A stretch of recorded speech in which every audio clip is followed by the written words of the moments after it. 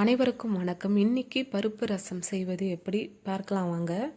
நான் புளியை ஒரு 10 நிமிஷம் நல்லா ஊற வச்சு வடிகட்டி எடுத்துக்கிட்டேங்க. அந்த தண்ணியில் ஒரு தக்காளி, தேவையான அளவுக்கு கொத்தமல்லி, கொஞ்சம் உப்பு சேர்த்து கரைச்சி எடுத்து வச்சுக்கிட்டேன். இப்போ ஒரு பாத்திரத்தில் தேவையான அளவுக்கு எண்ணெய் ஊற்றிக்கலாம். எண்ணெய் காஞ்ச பிறகு கொஞ்சமாக கடுகு சேர்த்துக்கலாம். கடுகு நல்லா பொரிஞ்ச பிறகு 2 காஞ்ச மிளகாய், அரைச்சி எடுத்து வச்ச வெந்தயம், மிளகு, சீரகத்தை சேர்த்துக்கலாம்.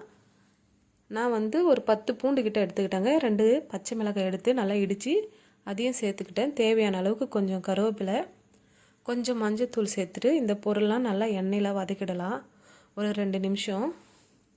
இப்போ நான் துவரம் பருப்பை நல்லா வேக வச்சு எடுத்துக்கிட்டேன்.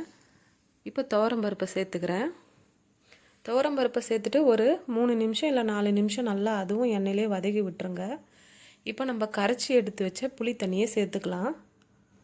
கரைச்சி வச்ச புளி தண்ணி சேர்த்துட்டு ஒரு முறை கலக்கி விட்டுடலாங்க.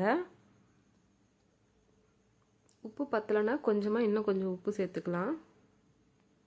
இப்போது அடுப்பை ஸ்லோ பண்ணி வச்சிடலாங்க ஒரு 20 நிமிஷத்துக்கு.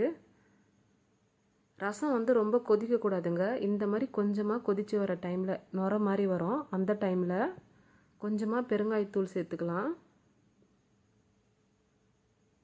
அவ்வளோதாங்க, அருமையான பருப்பு ரசம் ரெடி ஆகிடுச்சு. நீங்களும் இதே மாதிரி ட்ரை பண்ணி பாருங்கள். சாப்பிட்றதுக்கு அருமையாக இருக்கும். தேங்க்யூ. Follow me.